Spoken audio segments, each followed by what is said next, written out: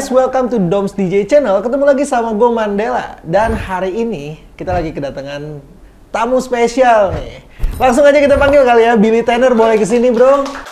Apa kabar brother? Boleh langsung duduk.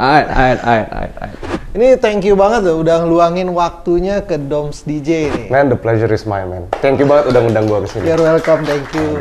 Ini kita di studio baru, jadi makanya kita coba untuk undang Billy Tanner buat datang ke sini. Nyaman gitu lah kan? studio studio barunya, really like it loh, iya loh. Gue belum lihat yang lama, sebetulnya kayak ini gue suka banget sih. Nyaman Masih banyak banget. kamar yang kosong kok. Masih banyak kamar, bisa di-utilize ya? Bisa harian. Alright. Ini suatu kesempatan yang berharga lah, bisa ngobrol bareng di sini bareng Billy Tanner.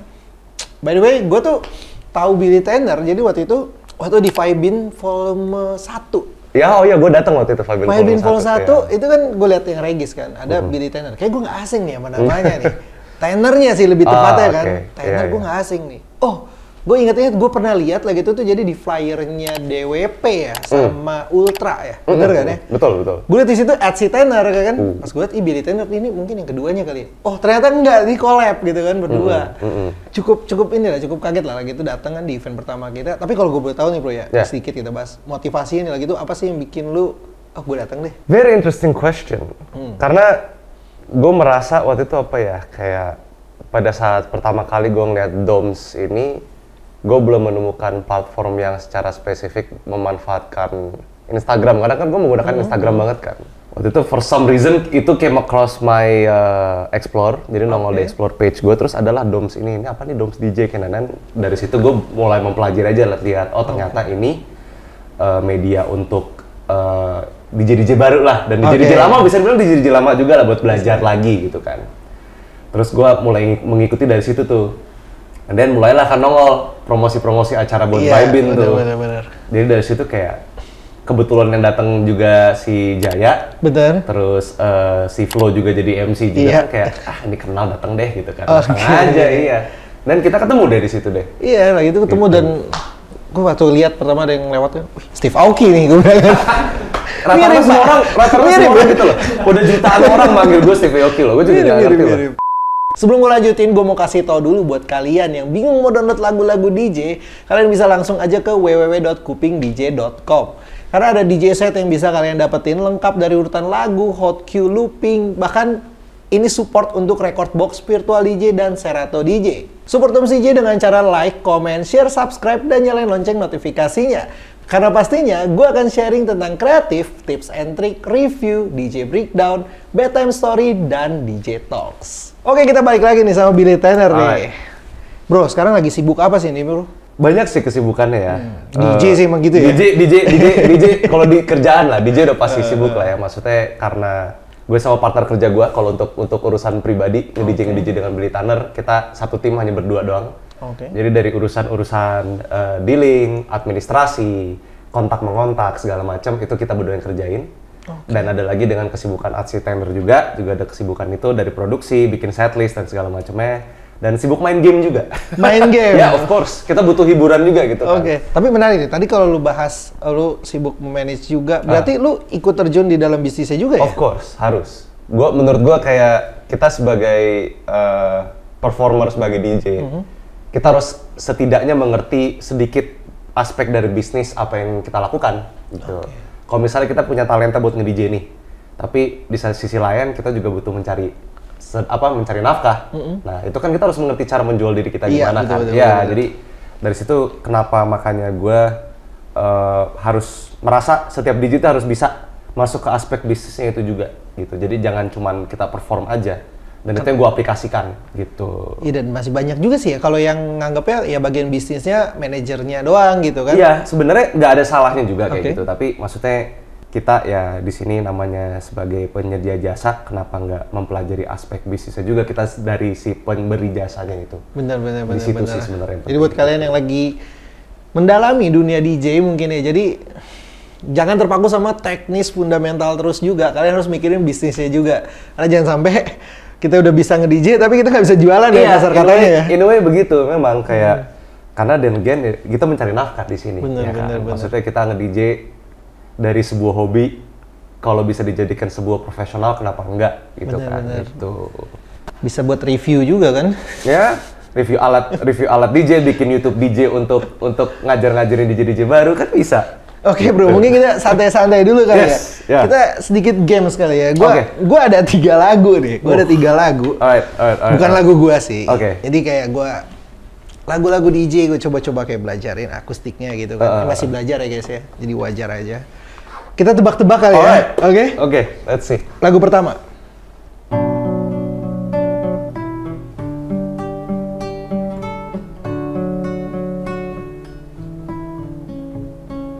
Ini Where Are You Now, Alan Walker. Oke, benar. Next. Bener ya? Bener. Gila. Alan Walker. Baru ke Indo ya kemarin ya? Iya, kemarin nggak nonton sih, tapi sayangnya sih. Dia mah ke itu tapi. Apa? Rumahnya Raffi. Oh, Raffi. Iya. Lagu kedua. Alright. Bentar ya, gue coba dulu. Oke. Itu masuk kan ya? Iya, jadi FYI aja, gue tuh belajar gitar baru sekitar setahun mungkin ya, dan ya udah lama bisa deh. Tapi gue mencoba untuk main gitar di depan Billy Tanner loh. Nggak usah gitu deh, nggak usah gitu. Iya kan, kalau nge-DJ depan Billy Tanner ya udah biasa lah. Main gitar pak, kita. Gila. Oke, salah chordnya, sorry. Nggak, tapi gue udah tau lah gue apa kok. Oke. Don't Worry Child, dah. Bener? Iya. Itu cuma 1 beat loh. 1 beat 1/4 bar loh. Langsung tahu ya. Ya sering mainin soal lagunya gitu. Oke, tahu gitu. Udah langsung kebayang kayak ini soundnya nih ya. Tapi kangen ya Swedish House Mafia ya.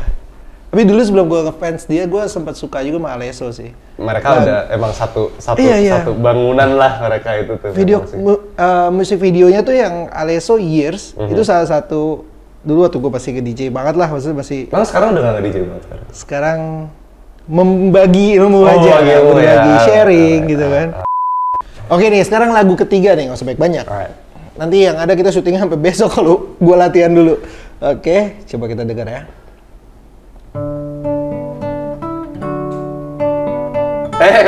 Oke, wait. Ini kayak lagu gue deh.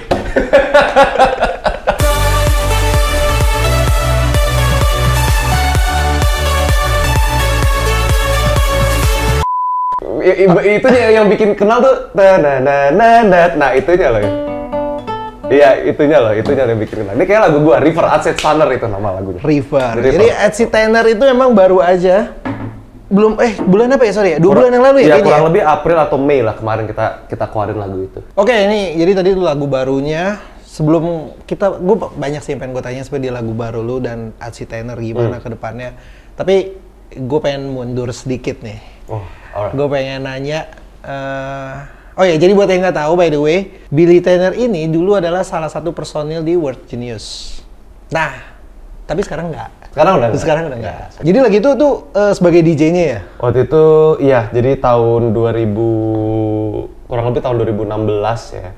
Oke. Jadi gue kenal Mas Reza Arab Octavian itu dari acara Sweet Seventeen gitu. Oke. Jadi gua MC berarti ya? MC dulu kan dia emang MC kan dia kan. Dia MC-ing terus gue berapa kali nge-DJ sama dia MC, terus dia mengajak untuk kayak yuk gue ada project sama Eka nih, lo mau coba join nggak gitu kan.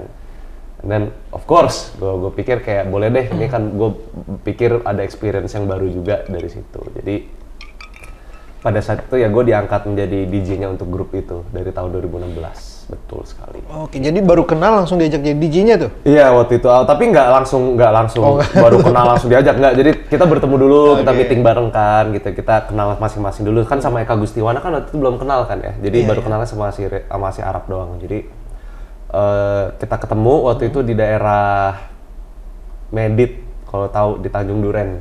Oke, ketemu di sana tuh.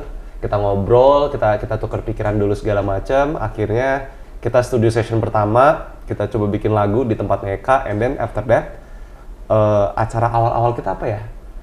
Pokoknya ada 2 event waktu itu, gue nggak bisa inget kalau nggak salah. Satu tuh event kayak peryutupan gitu. Kita perform di sana sekali, and then keduanya di YouTube Fan Fest kalau nggak salah. It was a long time ago, I can't remember. Tapi kayak kurang lebih itu deh, and then the rest is history. Yang pasti kita bertiga itu memang ada perannya masing-masing. Yang pasti dalam hal produksi kita bertiga ada andilnya. Jadi kayak kalau misalnya contoh gue sama Eka lagi studio session berdua, karena kebetulan itu gue sama Eka tinggalnya dekat, Oh, oke. Ya, jadi gue sama Eka produksi, nanti pada saat udah ada draftnya kita diskusi bertiga gitu. Kayak ini lagu kurang apa gitu. Nah, terus pada saat di atas panggung, persiapan yang kita lakukan itu sebelum manggung setlist. Nah, jadi yang penanggung jawab untuk megang setlist tuh gue. Terus kalau misalnya gue mau nanya ke anak-anak yang lain kayak, lo mau kita masukin lagu apa, ntar gue masukin ke setlist. Jadi dari timing lagunya, kapan dikeluarinnya, terus kayak editannya seperti apa, itu ya gue yang edit. Tapi kalau pas lagi live gitu, misalnya pas lagi nge-DJ nih, itu yang mixing lu tuh? Yang mixing gue sama waktu dulu sih ya, gue nggak tahu yang sekarang kayak apa sih. Waktu dulu sih gue sama Arab mixing gitu. Terus Eka dengan dia kan menjadi bagian live performance act-nya kan, dia mau bawa keyboard, membawa drum pad-nya dia. Jadi dari track-track yang kita mainin itu diisi sama dia. Dengan suara-suara yang cukup ikonik kayak Kak Gustiwana gitu. Agak kebali-balian itu ya? Ya, ada kebali-balian gitu. Terus kayak kalau misalnya kita hype man-nya si Arab hype man, dia meng-MC juga gitu. Kita tuh tuker-tukeran sih basically sih gitu. Tapi lu juga bisa nge-MC? Bisa, bisa. Biasanya kalau nge-DJ sendiri atau nge-DJ berdua sih tenang aja misalnya gitu. Itu gue yang MC biasanya. Tuker-tukeran juga gitu. Karena enak kalau bisa nge-MC sendiri. Nah, berarti itu dari 2016 sampai tahun berapa ya terakhir? Gua di Virginia sampai 2019. November 2019. Itu kenapa tuh lu memilih untuk nggak di sana lagi? Sebenarnya dari gue pribadi memang apa ya, kayak I think it's about time gitu kan. Minum dulu guys. Oke. Ini mulai serius ya, jadi butuh hidrasi dulu ya. Jadi sebenarnya dari pihak manajemen ada perubahan organisasi gitu kan. Jadi kayak and unfortunately I was not part of that plan. Jadi eventually we decide to break our ties gitu. Jadi kita decide untuk udah kita kelarin kerjasamanya di sini. Itu jadi gue di jalur sendiri dan Virginia di jalur mereka sendiri gitu. Oke, dan itu yang decide berarti decide dari diri lu sendiri itu juga? Sebenarnya kalau dari diri gue sendiri ada tapi enggak juga. Tapi akhirnya pada saat kita diskusi omongan itu ada, akhirnya itu menjadi sebuah keputusan bersama aja kayak oke gitu. Oke. We go our own ways gitu. Berarti yang bagian lu sempat produce bareng lagunya apa tuh? Kayaknya ada dua. Banyak banget sih. Jadi waktu awal gue masuk di WG itu sejujurnya banget gue belum memiliki keahlian produksi sama sekali, jadi gue belajar banyak banget dari Eka. Shout out to Eka. And gue awal mulai produksi dengan Virginius itu dari DPS. Ya itu lagu pertama yang kita bikin gitu. Kita bikin di Bali, kita sampling pakai gamelan beneran. Kita sewa satu villa. Ya kita sewa satu villa di Bali, terus kayak memang kita di situ 2 hari 3 hari just to get the vibe. Dan itu kan buat bikin MV-nya ya? Iya, kayak behind the scene MV-nya juga. Ya kalau nggak salah lebih dari 3 hari berarti gitu. Kayak kita di situ buat mendapatkan suasananya dan rasanya dari lagu itu. Dan akhirnya jadilah DPS gitu kan. Dari DPS, Lunatic, Sweet Scar, Flickshot. Plagiato ya lagu gue ya? Velvet Tones terakhir. Velvet Tones itu terakhir yang gue terlibat dalam produksinya. Setelah itu Virginius ngeluarin Peanut Butter Jelly dan Lati, gue udah gak ada di situ. Sweet Scar sih menurut gue sih yang paling the best sih. Sweet Scar. Kalau lagu, lu ngerasa puas tuh? Gue dari semua produksian Virginius ya yang selalu ada di hati gue tuh cuma 2, Sweet Scar sama DPS doang. Oke, dan itu di MV-nya ada lu juga tuh kan? Ada ya? Ada. Sweet Scar kayak gak ada gue. Oh, Sweet Scar gue gak ada. Yang DPS ada. Iya, itu masih muda banget itu. Tapi ya itu 2 lagu tuh it's very close to my heart. Oke, nah sekarang gue pengen nanya nih. Yes, shoot. Jadi kita udah di World Genius sudah ya kan. Lalu lu memutuskan untuk bikin kolaborasi. Ini jatuhnya apa ya? Kolaborasi atau apa ya dibentuknya? Grup sih ini. Grup, sih. Hitungannya udah grup sih. Karena kadang gue liatnya Atsy Extender kan, kayak collab gitu. Oke, nah itu kapan dulu memulai pertama kali gue bikin Atsy Extender? Atau Atsy-nya yang ngajak? Sebenarnya itu sebenarnya si Atsy Attila Shah, my friend. Jadi si Attila, gue manggil dia Attila. Ya, jadi si Attila itu gue kenal dia dari tahun 2018 lah ya, kurang lebih. Jadi gue masih dalam Virginius, waktu itu gue kenal sama dia, ya kita berteman terus.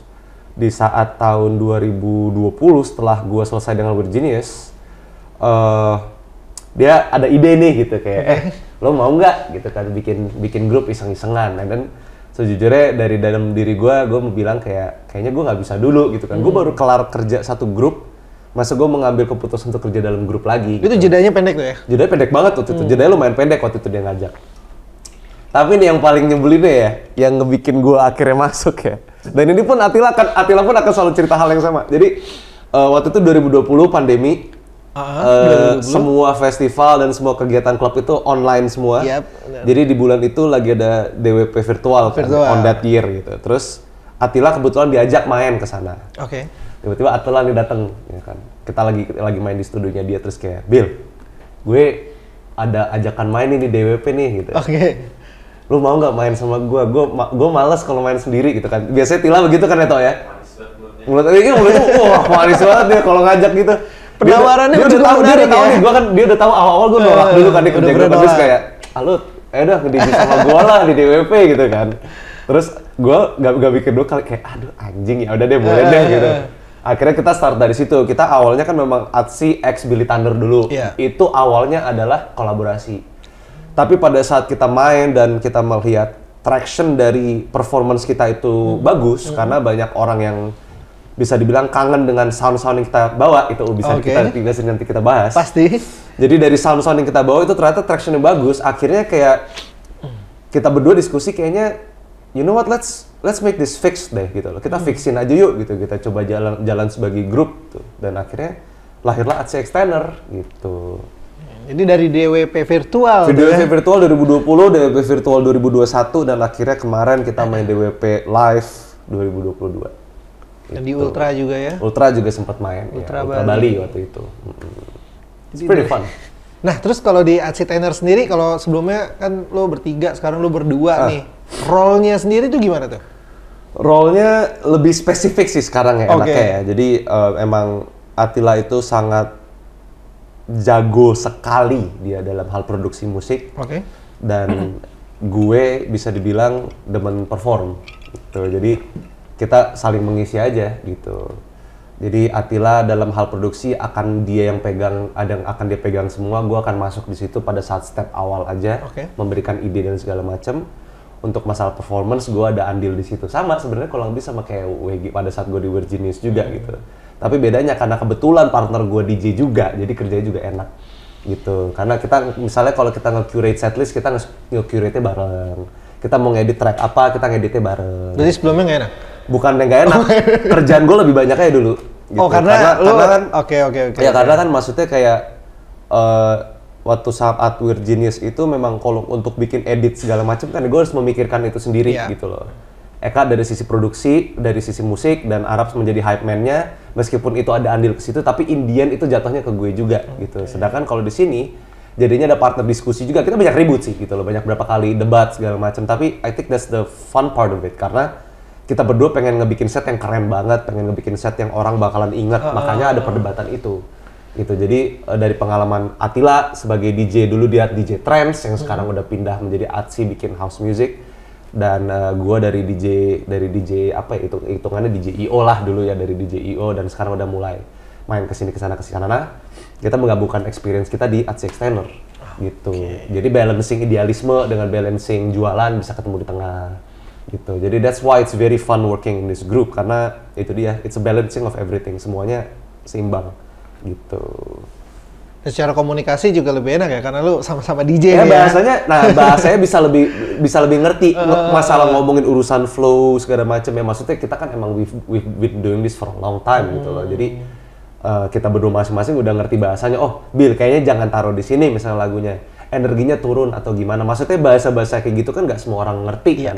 Kalau udah ngomong masalah perasaan setlist di menit keberapa tuh orang kan nggak ngerti. Mereka hanya cuma bisa merasakan aja gitu. Tapi kalau dia basicnya di trance, dia pasti mendalami energi. Itu dia. Key. Itulah tuh ya, kalau masalah key itu dia juga sangat tajam banget gitu. Jadi makanya enak kerja sama orang kayak gitu. Karena gue juga sama. Masalah mixingin key, gue tuh paling perhatikan banget gitu, ngomong kalau misalnya dari pindah kunci ini dari kemana, dan kebetulan itu kita senadanya di situ. Makanya jadi diskusinya it's very nice. Penting banget sih, key itu juga berhubungan sama harmonisasi sih. Kalau ya kayak main lagu aja lah, kayak main gitar gitu kan. gue main chord A minor gitu, dia mainnya lain, ya pasti false gitu Iya, kan. misalnya kalau A minor ketemu C masih bisa gitu. Misalnya something like that. Tapi gitu. beberapa genre sih it's okay ya. It's okay, untuk tabrak ada gitu ya. nggak apa-apa ya. Maksudnya itu bukan sebuah hukum yang pasti gitu loh. Tapi maksudnya kayak kalau kita setidaknya bisa mengerti mixing in key itu it's pretty good gitu loh. Karena itu bisa membantu lo untuk mengolah setlist lo. Oke, Gitu. nah, tutorialnya kita pernah bikin juga tuh, jelasin mixing key, kalian bisa cek video yang ini. Nah, untuk Artsy Tenor sendiri, Ya. genre spesifiknya nih, lu mau bawa kemana nih? Kita ngomongin musik Menarik. ya. Jadi Attila sama gua itu memiliki garis tengah di mana kita berdua tuh sangat suka dengan progressive house. Progressive Ya, house. jadi kalau gua pribadi, gua grew up on music dari Swedish House Mafia, Alesso, pokoknya tiga Swedish House Mafia gue dengerin semua. Terus Hardwell dulu gue juga, Avicii, itu bener-bener kayak mereka itu influence awal gue lah. Jadi makanya progressive house itu sangat nempel di hati gue karena gue start nge-DJ dari 2012 dan di situ saatnya progressive house tuh lagi gila-gilanya banget kan ya. Jadi gue pertama kali nge-DJ udah langsung terekspos dengan musik-musik itu. Jadi bisa dibilang childhood music gue ya, semi childhood music gue kayak gitu. Makanya gue sendiri suka dengan musik itu, ditambah lagi Attila pun juga suka mengenal dia dari dulu DJ trance yang bertransisi ke house. Tapi kalau denger setlistnya dia progressive materialsnya juga banyak gitu. Jadi pada saat kita ngobrol, kita bawa sound seperti apa ya gitu, kayak kita diskusi, and then kita menemukan itu kayak kita bawa progressive house aja, we both like it, dan itu adalah sound yang memang sangat dibilang nostalgic, lumayan nostalgic lah buat tahun-tahun sekarang ya. Sekarang udah 2023 dan lagu-lagu itu was like almost 10 years ago ya kan, udah 10-11 tahun. Jadi 10 ya, 10, ya 11. jadi kayak 2012 sih lagi iya, itu ya. 2012 tuh, startingnya ya. iya pokoknya tuh lagi gila-gilanya Dan banget gemparnya karena DWP juga 2012. Iya, sampai nge-peaknya 2016 lah dia lah tuh. 2016 dia nge-peak tuh. Nah itu dari situ kita saking sukanya dengan itu, akhirnya ya kita bawa balik gitu sampai ke produksian musik kita juga dengan River tadi gitu. Itu kita juga bawa nuansa nostalgia progressive house yang orang dulu kangenin lah rasanya gitu. Dan lu berani ya untuk stay di situ ya? Ya. Maksudnya kayak sekarang kan mungkin ada banyak, kalau di Indonesia sendiri banyak genre-genre baru dan genre-genre Becak yang gitu misalnya. iya bisa dibilang iya, dan beberapa genre-genre baru yang masuk. Banyak banget sih memang sih. Oke, gue stay di genre progressive house deh. Apa yang bikin lu yakin untuk kesana nih? Ya, Atau bisa- lu emang punya pesan sendiri, tujuan Sebenarnya sendiri? ya nggak simple sih jawabannya, karena suka aja gitu loh. Oke. Maksudnya masalah musik yang kita mainkan, kalau dalam nge-DJ, kita mau masukin apa aja boleh sebenarnya. As long as esensi yang kita mau bawa ada gitu. Soalnya kita sebagai grup ya banyak kok bereksperimen kok. Misalnya dari kita, emang kita esensinya di progressive house, tapi kalau kita mainnya melihat klubnya ternyata kayak, oh kayaknya ini harus tanda kutip jualan dulu nih.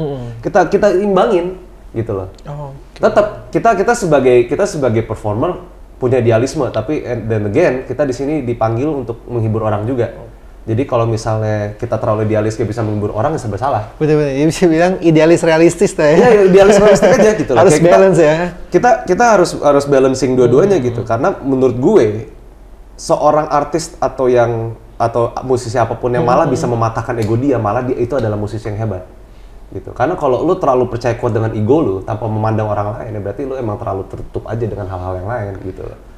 Sedangkan kalau kita membuka diri like to new things, misalnya kayak kita dulunya dengerin trance doang, tapi memulailah denger house, mulai dengerin hip hop. Nanti lama-lama kan kepilah-pilah mana yang bisa masuk, mana yang enggak, dan dari situ spektrum lo akan terbuka lagi. Itu juga dengan sama halnya pada saat kita bikin setlist gitu loh. Kalau kita udah tahu tempatnya, ini nggak bisa terlalu idealisme yang progresif nih, ya udah kita selipkan lagu-lagu yang nyanyi, yang sing-along, yang kira-kira orang tahu, tapi masih dalam spektrum yang kita ingin bawa gitu, progressive house gitu. Intinya di situ aja, kayak kita harus bisa fleksibel. Balik lagi ke jawaban yang awal, the reason why we play it because we like it.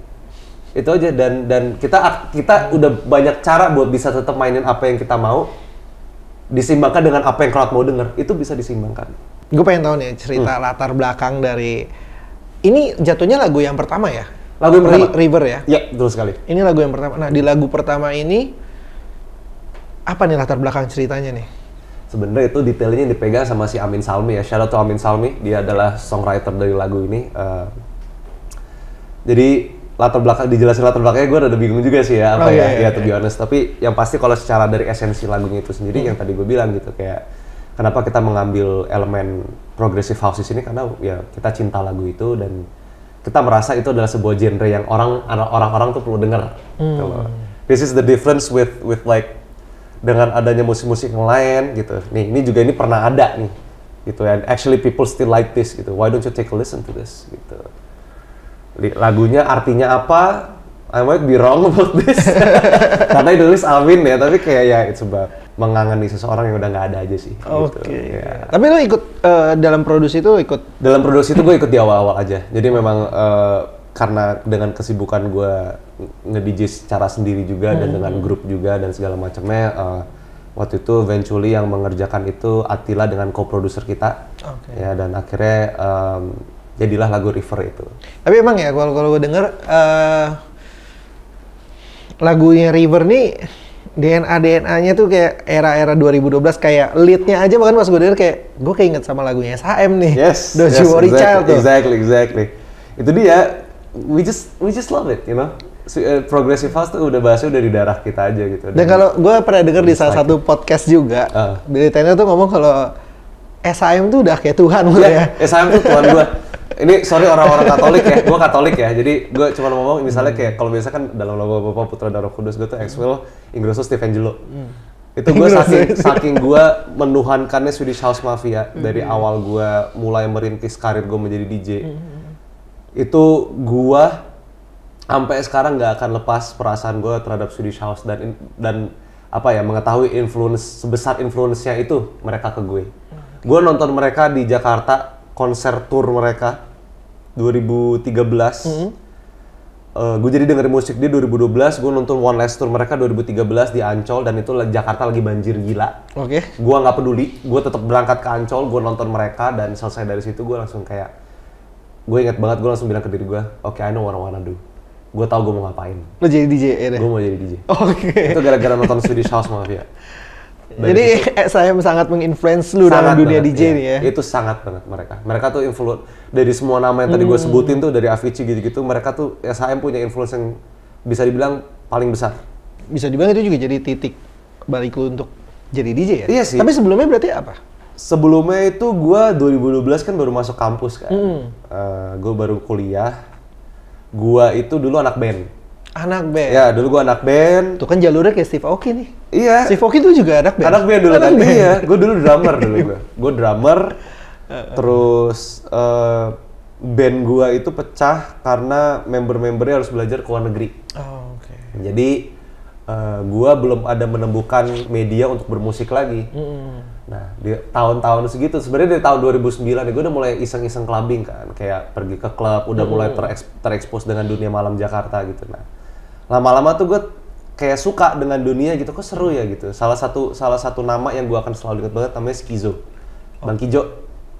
Gue waktu itu ngomong ke Bang Kijo kan, kayak kalau lagi satu panggung gitu sama dia, terus kayak, Bang Kijo, gue bilang, lo gue pengen ngomong ini aja di Bang nih. Gue nge-DJ juga gara-gara lo, gue bilang. Waktu saat awal gue clubbing, salah satu DJ yang gue inget banget namanya tuh dia, Skizo. Jadi selain SHM ada Skizo nih ya? Itu dia tuh scene lokal lah. Bang Skizo waktu itu bisa dibilang pada saat orang-orang mainin hip hop R&B, gue inget specifically banget dia bisa bawa Dirty Dutch. Dan iya sih zaman-zaman lagu-lagunya ya. Afrojack, Rehab, ya. Chucky, dan kawan-kawannya semua itu tuh yang lagunya sekarang bahasanya dibilang ya kayak becak beatnya yang duk gitu. Dulu tuh di tahun 2009 2010 itu si Bang Kijo tuh udah mainin tuh. Dan gue kayak, wah ini apaan nih gitu kan, kayak I got so exposed with that, dan akhirnya pada saat 2012 itu bandnya pecah tuh. Gue mikir-mikir gitu. Lo tertarik nih sama Dirty Dutch tuh? Nggak Dirty Dutch sih, gue mikirnya kayak, apa gue nge-DJ ya gitu.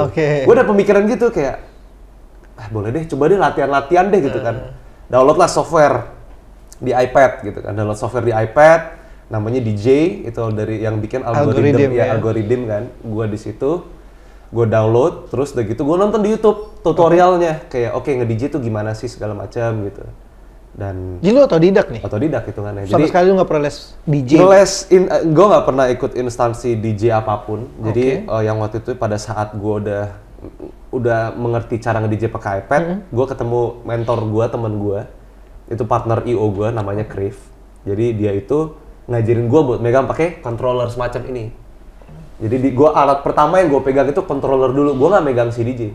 Jadi alat pertama yang gue pegang controller traktor. S4. Ya, pada tahun itu traktor memang sangat diminati. Lagi gila-gilanya banget. Everyone is using tractor back then. Iya. Gue juga masih kok sekarang kok. Sampai sekarang masih deh ya? Endorse me tractor. Native Instruments, yes. Buat Chandracom mungkin, Native Instrument. Nah, sekarang kita, gue pengen nanya, kan River jadi single pertama. Ya. Next-nya nih, lu mau bikin seperti apa nih? Kayak, maksudnya stylenya kayak River lagi kah? Atau lu mau coba eksperimen yang lain? Yang pastinya setiap lagu baru kita kan pasti bereksperimen lah. Mau itu tetap stick di progressive house atau atau tipe yang lain. Tapi untuk plannya apa ya, to be honest, gue belum bisa ngasih tahu dulu karena kita masih dalam proses untuk menggodok. Oke, jadi ini lagi proses kita lagi proses ya. Kita udah preparation buat the next single yang kita mau bikin yang pasti I think buat para pecinta progressive house bakalan suka sih. Nah, itu clue-nya guys. Jadi itu aja gitu ya. Hopefully we can deliver. Ditunggu ya. Ditunggu aja. Nanti gue belajar lagi gitarnya deh. Tapi bro, gue mau nanya, ada gak sih lu pernah di dalam karir lu sekarang kan sebagai DJ nih, win story atau kebanggaan yang kayak lu ngerasa udah tercapai, ada gak di dalam dunia DJ-nya? That's a good question actually. Yang pastinya setiap pencapaian itu buat gue beda-beda ya, dan pencapaian itu buat gue lebih dari satu. Karena after one achievement, you move on to the next one gitu. Yes, pasti. Kayak misalnya dengan Weird Genius dulu ada pencapaian, Sweet Skull menjadi track yang paling terkenal yang kita bikin sebelum latih waktu itu sebuah pencapaian. Terus kayak dari Weird Genius bisa main di festival pertamanya di Shiver apa sih waktu itu namanya? Shiver ya? Shiver Music Festival waktu itu juga menjadi pencapaian. And then dengan Atsi Tenor kita bisa perform berapa kali di DWP, bisa main di Ultra, itu semua for me is an achievement gitu. Tapi to be honest, dari semua yang gue lakukan ini, yang gue cukup bangga tuh udah mulai bisa membiayai orang tua gue sih. Karena kayak itu that's like for me that's like the ultimate achievement ever gitu. Karena dulu gue memandang kerjaan ini gue mikir kayak gue mana bisa ya dulu ya, kayak membiayai orang tua gue dengan kehidupan mereka sehari-hari gitu. Gue kayaknya nggak yakin gitu, sampai pas pandemi aja gue udah mau hampir berhenti nge-DJ gitu kan, karena gue ada ketakutan kayak gue bisa nggak nih gitu. Dan ternyata thank God plan gue berbeda ternyata gitu, kayak universe or whatever it is bilang ke gue kayak Eds, lo di sini aja dulu, lo jangan kemana-mana. Soalnya di saat gue berusaha mau kabur, ditarik lagi. Itu iya, bahkan lu udah penolakan ya, ada penolakan ya. Jadi gini kayak dulu nih pas pandemi ya, gue inget banget, gue udah mau berhenti nge-DJ. Karena lu bayangin dari kita dapet job banyak banget, tiba-tiba boom, it's gone. Dan lu pengeluaran tetap jalan kan. Gimana mau makan, sedangkan kita kan sebagai DJ kan emang dari performance itu adalah nafkah kita gitu. Sampai satu saat dimana gue udah hampir mau berhenti, gue udah mau menjadikan diri gue agen asuransi. Gue udah daftar, udah keluar kartu identitas, kartu agen gue. Dapat telepon. Bill, ini anaknya Mami wedding mau ngundang kamu nge-DJ. And then after that kayak, wah gue emang gak boleh pindah nih kayak gini. Dan setelah kejadian itu, setelah gue dapet job itu dan bener, itu 2021, ya 2020-2021 tuh, tiba-tiba ada job masuk tiba-tiba. Ada aja ya? Ada. Padahal itu kondisi lagi pada tutup kan? Iya. Private tapi gitu, job private gitu kan. Maka dari situ kayak, gue pikir ke diri sendiri kayak emang gue nggak boleh pindah dulu deh gitu loh, kayak memang gue harus di sini dulu. Makanya gue ngerasa dengan kesempatan ini gue nggak boleh sia-siain gitu loh, gue harus bener-bener serius di sini. Dan thankfully ya itu dia pencapaian gue, dengan keseriusan ini sekarang pelan-pelan udah bisa membiayai orang tua gitu loh misalnya. Jadi gue nggak cuma membiayai diri sendiri aja dan orang tua udah nggak perlu pusing juga gitu, mereka butuh apa gue bisa support gitu sih. That's an ultimate achievement yang keren. Sih. Ya, jadi itu guys, kita applause dulu. Jadi ada juga kadang pertanyaan tuh, dari DJ emang bisa ya, atau kayak kita di orang tua kayak nggak yakin gitu untuk DJ aja. Tapi ini salah satu buktinya nih, salah satu bukti langsung gitu loh. Gue selalu inget dulu orang tua gue ngelarang gue nge-DJ dulu. Nah kayak kan? Itu loh. Gue inget banget kayak kamu nge-DJ hobi aja ya gitu kan. Kamu cari kerjaan yang pasti aja, tapi emang sifat dasar gue kalau gue mau sesuatu gue kejar sampai mati gitu. Itu emang udah in a way gue udah wired that way gitu. Jadi kalau gue mau mencapai sesuatu ya gue akan kejar itu terus-terusan, mau orang ngomong apa gitu. Salah satunya adalah nge-DJ ini. Dulu orang tua gue menolak gue nge-DJ, tapi pada akhirnya itu ketemu Virginius, dan yang hal yang terjadi adalah orang tua gue kaget. Itu kaget banget mereka, karena mereka nggak expect gitu loh, kayak oh ini anak bisa ya gitu loh. Tiba-tiba bikin grup, bikin grup yang puji Tuhan cukup successful ya waktu itu kan. Kayak wah gila nih anak bisa loh ternyata gitu. Karena di keluarga kita tuh nggak terlalu kenal dengan namanya kerja kreatif gitu. Nyokap arsitek, tapi ya arsitek kan orangnya sangat pemikiran dan kalkulatif banget kan. Bokap wira swasta. Tuh, jadi nggak ada yang di dunia musik sama sekali. Yang di kreatifnya nggak ada. Di kreatif nggak ada. Itu yang bener-bener di kreatif dalam satu keluarga cuman gue. Kakak gue aja kerjanya di dunia perbankan gitu. Jadi buat mereka itu dunia menjadi DJ itu tuh nggak ada di kepala mereka gitu. Dan karena tekad gue pengen bisa ya gue buktiin gitu loh. Kalau gue dibilangin nggak boleh, gue buktiin gue bisa. Gue bikin lo sampai bilang boleh gitu. Itu prinsip gue dari awal gitu. Makanya kenapa ya don't stop gitu. I can't stop ternyata. Giliran mau stop disuruh balik lagi. Dan berarti emang gue nggak boleh berhenti. Gitu. Kuncinya juga konsisten sih ya. That's so true. Kuncinya konsisten, mau apapun yang apa sih bahasanya, diterjang angin, kena obstacle apapun, kena storm atau apa gitu, badai apapun itu ya lo jangan pindah, dan ternyata it works gitu. Tapi emang lo akan pengorbanan pasti ada lah ya. Iya, lo akan kurang tidur, akan banyak sakit kepala, stres gitu, itu pasti gitu. Tapi that's part of the journey gitu. Karena kalau udah lo sekalinya komit ke sesuatu ya, apapun yang menyerang lo harus lo telan.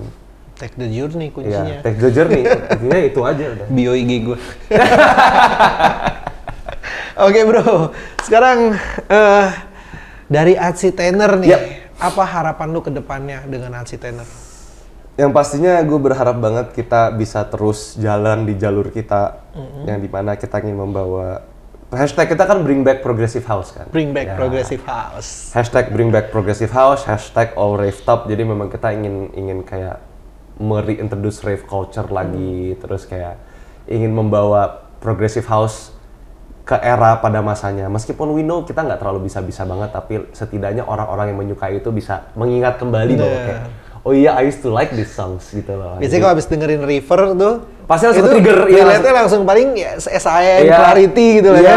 Zaman-zaman itu ya. Iya, jadi kayak orang ke-trigger lagi kayak oh iya ya dulu gue suka lagu-lagu tapi gitu. Kalau harapan lu itu berarti udah berhasil tuh. Karena waktu gue denger lagu lu, gue langsung notice Don't You Worry Child. But we can do more. Itu yang pasti ya, itu we can always do more. Maksudnya dengan apa yang kita udah lakukan, there is always room for improvement gitu. Selalu akan ada ruangan untuk berkembang lagi. Jadi pasti. Ya itu yang kita juga harapkan juga, kita akan selalu berkembang, inovasi, bikin lagu-lagu baru dan menyentuh hati orang dengan lagu-lagu dan setlist yang kita mainkan. Gitu sih. Intinya di situ aja, menginspirasi orang untuk do something gitu. That's the aim gitu. Nah mungkin habis nonton podcast ini juga jadi terinspirasi kan lagi belajar DJ kan? Maksudnya I really hope buat teman-teman semua yang mau jadi DJ, please try it. Tapi just one thing, emang this is a very hard job. Tapi kayak trust me, just try it.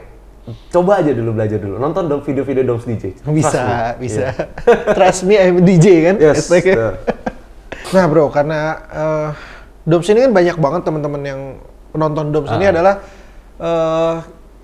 kita tuh lebih banyak orang-orang yang belajar DJ secara otodidak, walaupun ada juga memang yang udah sekolah DJ terus dia mau memperdalam lagi. Nah, lo kan termasuk golongan yang di otodidak nih. Oh iya. Pasti mereka akan relate nih. Mungkin lu bisa kasih apa pesan lu buat mereka yang lagi belajar DJ mau mendalami. Let's start with the basics dulu ya. Yang pasti pertama gak usah takut bikin salah kalau dalam hal nge-DJ. Karena dalam nge-DJ itu pertama lo udah pasti akan bikin kesalahan, jadi belajar dari kesalahan lo dan improve, itu satu. Yang kedua, kita tuh dalam industri DJ di Indonesia setidaknya ya, kita tuh sangat menjunjung tinggi namanya attitude. Jadi kalau if you act like a dick, kalau misalnya lo tuh songong ke semua orang, orang juga malas manggil lo, orang juga malas berteman dengan lo. Padahal industri ini itu terbentuk dari pertemanan, dibentuk dari komunitas, dan kita tuh memang kalau ada masalah ya dihandle-nya bersama-sama gitu loh. Tidak menggunakan social media and all that bullshit. Benar-benar kita bertemu, kita berdiskusi gitu. Intinya adalah itu. Attitude yang baik perlu. Room for improvement. Terus yang ketiga juga learn a little bit about business. Karena it's gonna be very helpful to you. Gitu. Dan konsisten. Tadi kita udah bahas. Bahas. Konsisten itu kunci. Kalau lo mau kerja segila mungkin sampai nyampe. Sampai di titik yang lo mau. Kalau lo konsisten itu udah pasti sampai. Put it in your mind, nanti semua geraknya akan ke sana. Kalau lo ada doubts, it's okay. Emang setiap orang ada doubts lah. Itu sangat normal, ada keraguan ya dalam apa yang kita lakukan tuh pasti akan ada keraguan. Tapi kalau kita konsisten, kita tetap tahu apa yang kita mau, lo bakalan sampai. So itu dia obrolan gue sama Billy Tanner di dalam DJ Talks. Semoga banyak hal-hal, pesan atau pengalaman yang bisa kalian ambil dari Billy Tanner, dan mungkin next siapa yang mau kita undang nih. Kalian bisa komen dan tag orangnya langsung. Sampai sini dulu konten DJ Talks kita. Support Doms DJ dengan cara like, comment, share, subscribe, dan nyalain lonceng notifikasinya. Doms DJ, Your daily DJ updates.